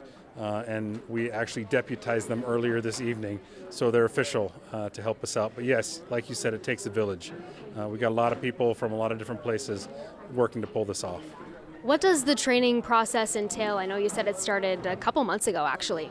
Yeah, every election we have a little bit of turnover from previous elections of people that have worked before. We have full immersion classes for folks that have never done it before. It's about a 3 or 4 hour class that they have to go through, hands-on, all the equipment. For folks that have done this multiple times, we have refresher courses for them that they go through for every election. What's the main motivator when you talk to people who come out here and help on election day? Why do they do that? It varies. You know, some people love it. They feel like it's their civic duty. Others have actually questioned elections in the past, and we're an open canvas, right? Or a blank canvas. We want them to come in and see everything, and so we invite them in to participate. I could talk to them all day long and tell them about what we do, but showing them by letting them volunteer and work here in the elections is the best education somebody could have. Okay, yeah, we talked a little bit earlier in the show about election integrity, election transparency, so it's interesting to hear that a lot of the workers here, a lot of the volunteers, they actually had some questions themselves, and they got them answered partly through working on election day. So thank you very much, Trent. We really appreciate it. Thank you. Again, people are counting ballots from about 5 of the 197 precincts throughout Ada County. So obviously more and more ballots will just continue trickling in. So there's a long night ahead for all of these workers. All right. Thank you so much, Abby. And she really put into context when we talk about early results, 5 precincts out of all of Ada County. That's what we're talking about. Let's circle back, though, to Canyon County. So we mentioned Nampa earlier. Want to correct myself. I said it wasn't going to increase. It is going to increase by $13 per $100,000. So it's going to go from $59 per $100,000 to $72. So that's what people in Nampa are voting for in regards to that school district levy. As Dr. Witt talked about earlier, the school districts continue to have to ask taxpayers in the state of Idaho to fund supplemental levies like this. And then you've got the Middleton School District levy, results from that rolling in. You can see right now 54%, very comparable to the Nampa School District levy, voting in favor of that, 46% not voting for that. Now that one, in terms of taxable assessed value, that would not change. People would not be paying Just carry it more. over. Yeah, exactly. It's just supplementing. It's just replacing what they already have. Continued one. So, All all right, right. Boise Mayor? Yeah, let's circle back to Ada County. I know that we got some fresh results in the Boise mayoral race as well as the Ada County jail bond, so we will get to those. We will start with the mayoral race. You can see here, Lauren McLean leads by about 4,300 votes over Mike Masterson. And in terms of the percentages you're looking at, again, a candidate needs 50% plus 1 to win the Boise mayoral race. So that is looking like a possibility here tonight with Evans and Reese only polling at about 1% so far. Again, this is only 5% reporting, as Abby was just giving us context on that. But again, the incumbent out ahead of the former BPD chief. Let's take a look, though, at the Ada County jail bond. We know there's a lot of attention on this across the community. When we checked in at first, we saw very similar results as we're seeing right now, 70% to 30%. And Morgan, as we've talked about, this one needs 2/3 support. Yeah, this one needs 2/3 support, and Ada County Jail has been overcrowded for years. I remember when I was here a few years ago covering stories on this. It wasn't as dire with inmates escaping a 10 facility like they are in Canyon County, and they haven't had to go to the voters multiple times to ask this. But I mean, in your tenure, I don't know how, if you can recall a time that they've had to do this. They haven't updated the facility since the 70s, I believe. 1995 was the last upgrade. That they upgraded it, and it was built in the 70s. Yes. Yeah, okay. So this is a big ask to expand it and to remodel it to accommodate. 949 beds, and we were told by the Ada County Sheriff that about almost 365, I want to say 350 so days last year, they went beyond that capacity in just 1 year's time. And the kitchen, for example, I mean, they only had capacity to put out so much food. Well, they have to put out so much more food because of how many people are there. And it's interesting, too, and we can have a debate on this another time, but the conversation at Ada County has also been about alternative sentencing and alternative methods of what to do. And I thought it was interesting that on the Ada County website with the informational one about the jail bond, they talked about, programs that they do utilize, and they did try to address community questions about, well, why are you just throwing so many people in jail? And Ada County says, we have these programs, we're using them, we're doing our best, but still, we are having these struggles. As we stick, though, with Ada County, I know we have some updated results in some of the city council races, so we'll go around the horn on some of these as we check in again on some preliminary results. I think in Ada County, it's safe to say about 10 to 15% depending on the race. This is interesting, but this one is basically stayed pretty even to what we saw earlier. Again, the results you're seeing are likely from early votes. Colin Nash, though, out in front by about 584 votes over Hillary Smith. Grant Burgoyne in third there with 646. Let's take a look at Boise City Council, District number 3. Kathy Corliss, 36% of the vote. Josh Johnston right behind at 32% there. So something to watch. There are less than 100 votes about a little more than 100 votes that separate those two, 116. Are the parameters different for council versus mayoral with a majority? Yes. That's correct. Okay. Yes. Yeah. So that's just a simple majority. So you could win with, if you had a super split race, you could win with, 20% of the vote or whatever, like you would see in European politics. Yeah, right. It's not a majority. It would just be a plurality. Plurality. Plurality. See, Yeah. that's why she's the doctor. This is why I asked this. I And don't wanna say that's the wrong why thing. I'm The news the talking. TV reporter. See, that's pretty good. See, I want to take your class. I'm doing it right here. We all should. We're all Yes. taking the class. We got a question about West Ada Middle School, or West Ada, School District, Zone 4, from a viewer tonight who wants to know about that. And I've got a couple of results for you. We know that Dave Bonetti, the incumbent, right now is leading at 44%. That's in Zone 4. Miguel DeLuna at 29%. Mari Gates at 28%. As for Zone 2, the incumbent right now, Bakeleon, is losing at 46% to Susie Schutz at 54%. And that's the West Ada School District That's the trustees. West Ada School District trustees, Zone 2 and 4. But then in 5, the incumbent Renee Ozuna is pulling away. Well, again, not pulling away, just 1%, but well out in front at 63%. Right. Okay. The CUNA School District also has trustees up. These are zones 1, 2, and 5. Those individuals will serve 4-year terms. This is an interesting one out in CUNA. Yeah, we're seeing, I guess, a slate of candidates, if you will, that seem to be similar to the slate of candidates that ran for the College of Western Idaho trustees. Identical websites. Mention that they are supported by the GOP, and In a nonpartisan race. these are nonpartisan schools. races, exactly. So we said earlier that nonpartisan veil's getting kind of thin, right? Yes. And in these cases, they're sort of embracing it. Like, yeah, I identify as a Republican. I don't know if they just happen to all use the same consultant or Yeah. whatever, but their web pages are all the same. Now, that sort of slate of candidates was not successful at all in the College of Western Idaho races. So we'll see what happens in CUNA. It's kind of a mixed bag right now in CUNA, though.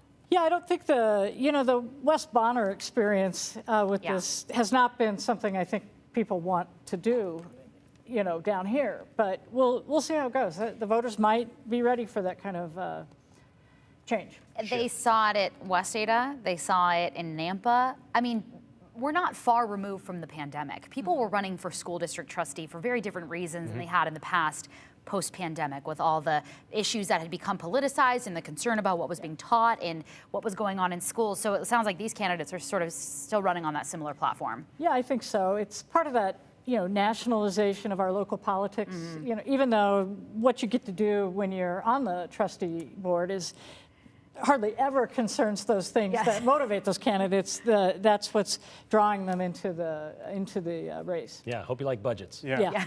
A lot of good questions coming in on the text line. Let's just kind of go through some of these. This is a question coming in. Why did some people's ballots not have the mayoral race listed? I have a friend in CUNA that states that, and my niece in Meridian. So unincorporated. If you're in an unincorporated area, and we actually had a viewer in Boise reach out to us about this earlier, you don't have it. If you're not incorporated into the municipality, the city, it's not going to be on your ballot.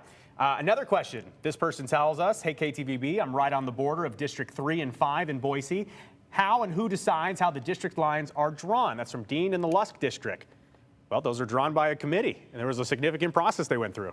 Yeah, I don't know a lot of the details, but, you have to make the districts as even as you can, population-wise, right? They have to be contiguous. You can't split up parts of the district. So there are a few decision rules like that. This was hotly contested about 3 years ago. Am I correct with that? The In Boise? Yeah. Yeah, well, in all of Idaho. After the legislature changed the law, there was a lot of questions. If you had okay, how are we gonna do this? 100,000 people or more in your city. And I know there was conversations around one candidate in terms of would they be at an advantage or a disadvantage depending on how you drew their district, and that was a debate that we can't really get into right now because I don't think we have all the information in front of us, but there are a lot of questions, and there was comments about, well, if you draw the line through this neighborhood, it could cut their voting base in half. Yeah, people got completely different. Gerrymandering. Hold on. Yeah, one second. go ahead. exactly. Yes, people got very different candidates than they knew too in the past. I mean, and again, that's what we talked about this a while ago, but that's what you're seeing in Meridian.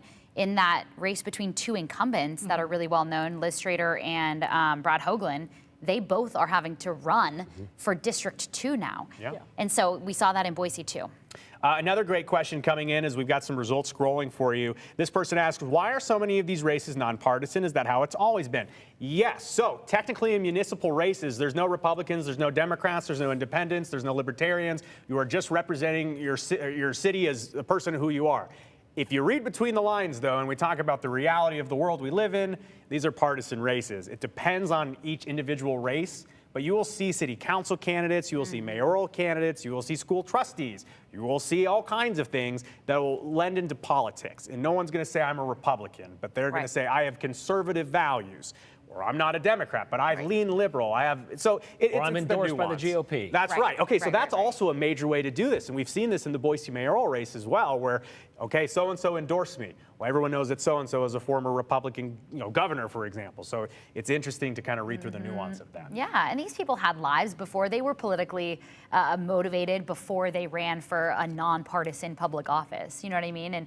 And the social issues that they take a stand on. I think what's interesting we talked about this, Dr. Witt, after our debate is, Mayor McLean and Mr. Masterson don't differ on a lot of their social ideologies. I mean, granted, Mr. Masterson was a registered Republican. He does get a lot of that support from Republicans, from conservative-leaning Boiseans, but they do align in a lot of these social issues that we're being confronted with. Yeah, there weren't huge differences there. They have differences in approach on housing, slightly different approach. And of course, he is a critic of the way that the personnel decisions have been made with the department heads and so on. So there's that. But compared to 2019, the incumbent mayor had thrown all in behind those two big projects, the stadium and the library. And so there was something really clearly different about those two. Yeah. And I don't know that it's as clear right now. And that one was kind of like, this one we're making a decision on what's coming forward or coming ahead. This one seems more of like let's judge somebody on where we've come from. Yeah. almost kind of, as you said, it's gone through strange times with the pandemic and then all the stuff that went along with that up to this point. We're looking back and saying almost a referendum, if you will, if it comes down to that, kind of looking back as opposed to issues that are out there in the future. But there are a few, obviously. Well, I mean, we talked about this during the debate, the housing affordability issue, homelessness. What are we going to see happen if we get a change in the political landscape in Boise? We're going to have a totally different council, and then, you know, there's a potential for a different mayor. And so how would they address that? I think is that, granted, we talk about the police stuff, and that was a big issue when it was going on, but I think housing affordability is top of people's minds. Sure. I mean, that's what's impacting people most. Well, it's kind of an unfair thing, right? I mean, what does the mayor directly do about the cost of buying a home in the Treasure Valley, right? So there are things, though, that the city does control, the pace of development, the kinds of projects that are gone. And she, you know, in that debate here at KTVB, she said the word partnership like 1,000 times, right? Because that's the key. That is the way that her approach to this is really working, you know, to partner with developers and advocacy groups that work on homelessness. And so there's a lot of activity, really, different kinds of projects that have started in the last 4 years. But, you know, is the mayor responsible for how much it costs to rent an apartment? Not really. So not necessarily, but when you get to that conversation of building up versus building out, I mean, Mr. Masterson wanting to build out and kind of have more development out in the desert, more of that sprawl landscape versus building up, there is an argument to be made there that what you allow and what you don't allow could jack up prices in a, you know, we see it in like a Portland, for example, with the urban growth boundary. Not to say that Idaho's ever going to have something like that, but you see housing prices just skyrocketing in those situations. So it is it's an interesting, I think, challenge that a growing city like Boise has. I understand that we're going to get some new results in the Boise mayoral election in a few minutes, but in the meantime, I do want to get out to KTVB's Jude Binkley. He is monitoring things out at the Canyon County Elections Office. Jude, it looks like they're still working hard out there. Oh yeah, it is a full-on operation out here at the Canyon County election headquarters. There's been a pretty steady stream of precincts coming in. We can actually see a car pulling up right now. You know, just a few minutes ago, we showed you the back side of this building where they're taking the tabulation of the machines and where they're actually counting the votes. But here you can see a box with the physical ballots, which will be taken inside and locked away in case there needed to be a recount or anything like that. But that box you're looking at right now has the actual physical ballots in it where they're verifying the count. And, you know, there's a number of people this goes through to verify everything and check, see what's going on. We've got about 21 more precincts that we're waiting to come on in, and we are expecting numbers and updates to come in fairly certain as well. And, of course, we'll keep you posted on that. But it has been a busy day, just like we've seen all day here in Canyon County, with some big races going on, like the Middleton Liquor by the Drink. There's a mayoral race in both Middleton and Star. There's some school levies as well in Nampa and Middleton, and, of course, the Caldwell Fire Bond. We do have the absentee and the early numbers from that. We know that the Middleton Liquor by the Drink is currently yes with about 74, 75. Again, those numbers should be updated soon. And, of course, we'll bring you those updates as soon as we get them. But, Joe, we'll go ahead and continue to keep you posted here from the Canyon County election headquarters, and we'll go ahead and send it back to you now. All right, thank you so much, Jude Binkley, reporting live tonight out at the Canyon County Elections Office. We will check in with him soon. Again, Jude just updating that Liquor by the Drink in Middleton still succeeding so far. About 75% of the voters in Middleton, they want to see the Liquor by the Drink. Okay, so I promised a few minutes ago an update in the Boise mayoral race. We got some more votes in here. And in terms of the last stump we've seen percentage-wise, Masterson now up to 40%. He was polling a little bit lower, 36 to 39% in some previous drops, but McLean now leads by about 4,500 votes. We have 17%, I believe, reporting right now in the city of Boise. Those coming in quickly. Again, the two other candidates in this race, Joe Evans and Aaron Reese, each polling at about 1%. So as the night goes on here in Boise, this race is continuing to look the same. I am curious if our production team could throw up a graphic here in a minute of the Eagle mayoral race. I see that we've had some text messages in coming up about that. But as there we go. We got another drop in here. Wow. And again, this is very similar to what we saw earlier. I don't think there's a lot more. Still only 1%. Different. Yeah, so 1% still. Stan Ridgway up by 45 votes over Brad Pike. Again, the incumbent current mayor, Jason Pierce, polling at about 28%. A lot of action to get into here. It's 9:27 local time here in Boise. Coming up at the top of the hour, we will have a full broadcast for you on KTVB. We'll step away from this kind of close to 10 o'clock as we'll get reset and get the studio ready for the 10 o'clock news. But I do want to get out to one of our reporters in the field right now. Andrew Bartline is standing by with City Council President Jimmy Halliburton. Andrew? Yeah, that's right, Joe. We were talking earlier about how it's difficult to get some of the candidates out here to talk to us today, right now, at least so far, because, well, they say the results are so early. We don't know what's going on. But I have breaking news for you. Jimmy Halliburton is on the Boise City Council. You're running unopposed, so a little bit of a different feeling out here. But you are still at this event supporting some of, I guess political allies might be a good word, or people that you want to work with. Yeah, I am the least nervous person running for office right now. I'm one of the only two that have been declared elected already, and that's been the case now for about a month. There was a new law that went into place that declared all uncontested candidates officially elected, not even on the ballot. I've still been out there knocking on doors, and it's been really confusing for a lot of people because they showed up and they're like, I think I got the wrong ballot, or did you all of a sudden drop out because they've never seen anything like this happen before? Rest assured, I'll be there for at least another 2 years. I have a 2-year city council term. The next time it'll be 4. But I'm the District 6 representative and very happy to represent all those folks as well as the rest of the people in Boise. And I appreciate that you brought up the fact about being the District 6 representative. Now, the makeup of the Boise City Council is just going to inherently look a little bit different because there's these district lines that are now drawn because of some legislation from the state. What is that changing exactly with the City Council? You know, it's a little bit of a grand experiment here because when I was elected originally 4 years ago, I was elected at large. Everybody in Boise got to vote for everybody. This time around, you only got to vote for that one person who lived in your area.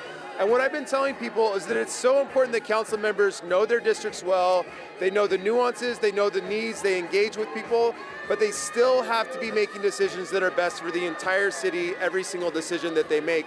But we don't exactly know how it's going to change. We'll see different issues that maybe are in one part of town versus another. But we still have to make sure that we're making decisions best for every single Boisean every single day. Do you think that maybe that was somewhat of the philosophy? Because I've seen one of the older maps, and it pinpointed where city council members at the time lived. There was a central area, kind of in the north end, where it seemed the vast majority of the council lived. This ideally breaks that up a little bit. Was that the idea behind it? Yeah, I think they wanted to see more representatives in different parts of town. At the same time, this was a state decision. It wasn't a city decision. And actually, the people of Boise really didn't get a weigh in on it at all. I don't think it's necessarily a bad idea, and we'll actually see what happens. I know that it does change the way that you get a vote. It used to be that you would get a vote for every single member. Now you only get a vote for one, and so your voting power is a little bit smaller. I think I personally would have rather seen something where maybe you had to live in a different district as a council member, but you still had everybody voting for you. But we don't really know. It's never been this way before, so it's sort of this grand experiment. We have 6 city council members from 6 different districts by the end of the night. We still got to work together. We still got to make sure that when the money comes in, we put that money where it needs to go, that we're making decisions best for every single Boisean, that we don't shy away from hard decisions that might not be popular. We still have to make sure that we're doing the best thing all the time. And so I'm excited to be there as a leader, to be the city council president, the most senior city council member at this point, to make sure that we're really, building a brighter future for Boise in every part of town. And a lot of new faces with some recent appointments. I think of Colin Nash, who is a state lawmaker, Meredith Stead, who also had been appointed earlier this year. So looking forward to, I guess, the people you're with here tonight, sort of on a team in a sense, as these are inherently nonpartisan elections, but with current Mayor McLean as well, looking for her re-election.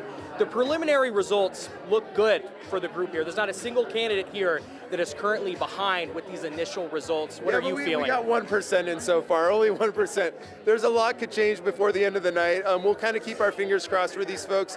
You're right, these are nonpartisan races, and really they're nonpartisan issues. We're talking about making sure people have access to parks, making sure that their neighborhoods are safe.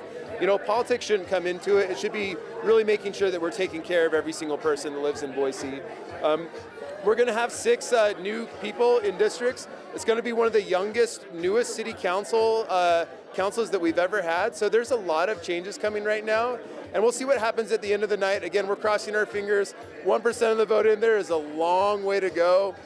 So we'll be hanging out, and we'll kind of see how it pans out by the end of the night. And I'm glad you brought that up. I think there's a reason why you're the only one here who's willing to talk to us right now, because only 1%'s in. Jimmy Halliburton, current Boise City Council president. You're unopposed, so you're sliding right back in your spot. We're going to throw it back over to you, Joe, and hopefully as these results come back in, we can talk with Nash, we can talk with Stead, we can talk with Morales. As things start to shake up, we have a better idea of maybe what we're seeing out here today, Joe. All right, Andrew Bartline efforting the big interviews. Real quickly, Andrew, have you seen Lauren McLean there tonight?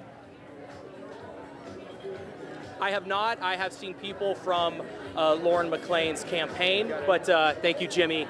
I have not seen her personally yet so far. She may be upstairs. I was up there right before we talked with current City Council President Jimmy Halliburton. So she might have come in since then, but have not seen her quite yet. Fashionably late to an event that seems to be organized around her, Joe. Okay, well, fashionably late means you're right on time. All right, thank you, Andrew Bartline, for reporting. That's right. It's election night. You got to be fashionably late. Sometimes they don't even come to. Sometimes when we're at the GOP parties, the major candidates don't even come until the winners are announced. Yeah. You know, you just never know. We are going to effort to go to Masterson's campaign as well, depending on how the night shakes out. Abby Davis is on her way there, so we're expecting a report from her as soon as she's able to get up. In the meantime, Brian, we'll go to you. You got some answers for us. Well, yeah, we got a question from Brian in Homedale about 30 minutes ago. Now we're able to give you the answers to your question. Updates on Homedale City Council. You're looking at that right now. Steve Atkins and Aaron Tynes winning that seat, or those seats there, 42% and 36% respectively. So that's the update there. We also have Grandview City Council, I think. Is that the next one? The Homedale School District Zone 5. Let's go with that one. We're looking at Pam Gibbons at 76%. The reason these are all finalized, they only had to tally up, as you see there, about 50 to 100 votes for these races. Grandview Mayor, Jonathan Pennington, 69% of the vote, winning with 81 votes over 37 votes for Jazz Zimmerman.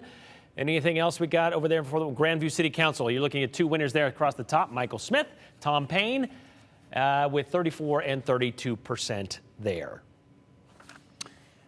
Local time is 9:34. We're going to stick with you for about 10 or 15 more minutes here on our digital platforms, and then we will get to KTVB on television. You can also check out that broadcast here where you're watching right now. Let's get an update right now on the Ada County jail bond. I know that we got some more results coming in here. Brian, what are we seeing? We're seeing things tighten up a little bit. Not much, but a little bit. 69% now in favor of the Ada County jail bond, 31% no. We're look 11%, as I'm reading that correctly, still reporting. And so the yes votes out in front by about 13,000 so far this evening.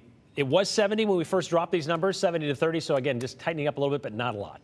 Let's go around the horn for some Boise City Council races. We will start with District 2.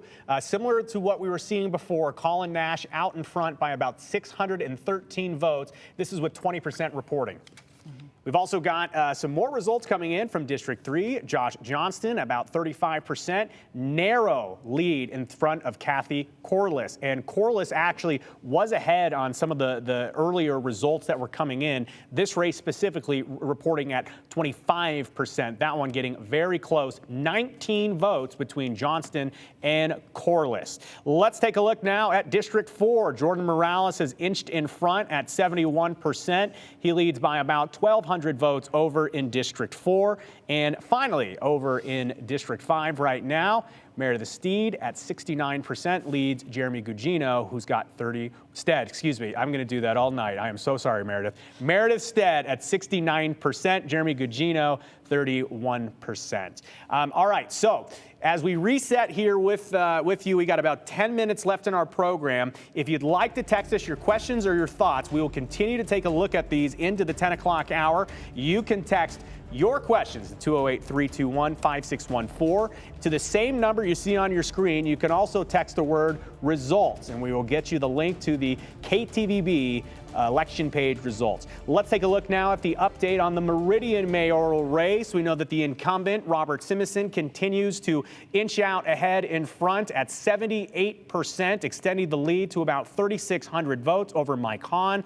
We had talked about Hahn being in a number of different races in the Meridian area. He's a known candidate there. He does trail, though, again, by about 3,600 votes. Let's take a look over at West Ada, the school district trustees zone 2. Susie Schutz leads in front of Lucas Bakelian there, 53% to 47%, very close.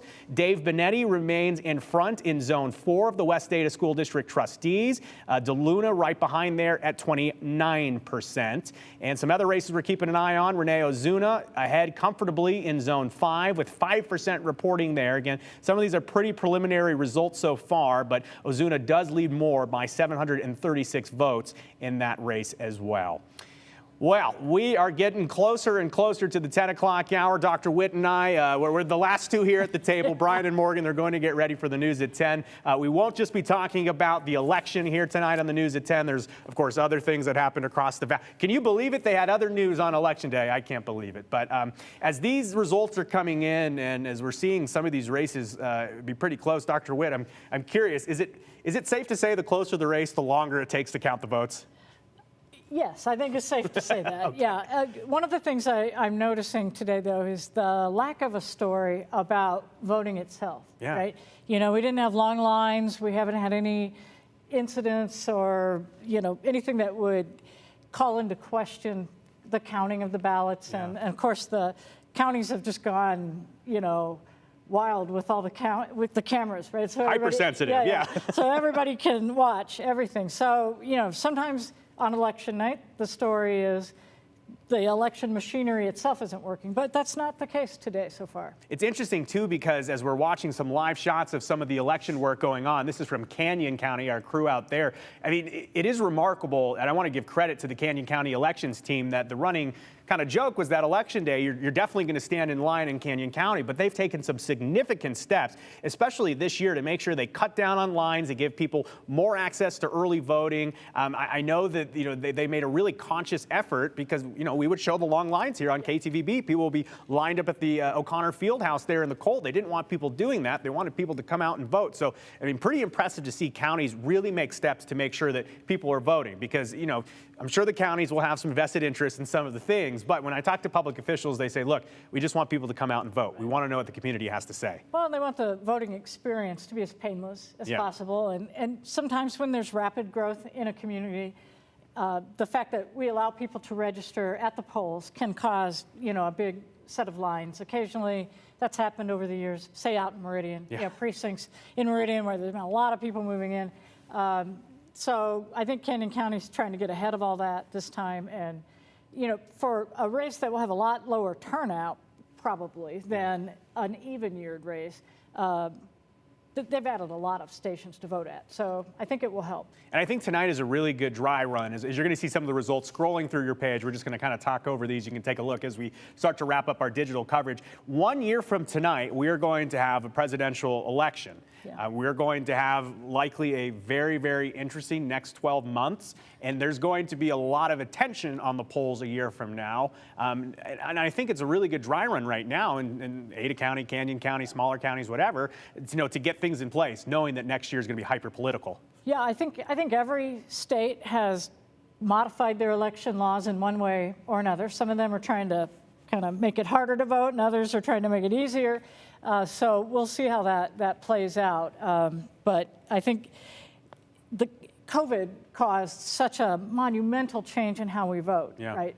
That it looks to me, anyway, on the surface, like voters like those innovations. You know, the fact that we have so many people voting either absentee or early voting here in Ada County, they like it. So rolling those back would be hard. Yeah, and especially, you know, with the ease of absentee ballots. And I know there's some misconceptions and some confusion about how it works in different states. But in Idaho, you have to request that absentee ballot. And you can check the box and say, I want it for this election in May and this one in November. They do make it easy. But, you know, it's easy to forget. Only a number of years ago, the May election in, I guess, 2020, the whole thing was done through the mail. That's right. And, of course, our neighboring state has had mail-in elections for a long time in Oregon, right? Yeah. Well over, I don't know, maybe 2 decades. So, you know, it can be done. I think if the voters are persuaded that the security measures are good enough, then they like the ease of it. But If it gets too easy to vote, then people start getting concerned about security issues again. It's a fine line there. Okay, so we're going to wrap up this digital coverage here in just a moment. Before we go, though, I do want to go through some of the top races that we are monitoring heading into the 10 o'clock hour. Let's start with the Boise mayoral race. Look at that. They knew exactly what I was going to call for.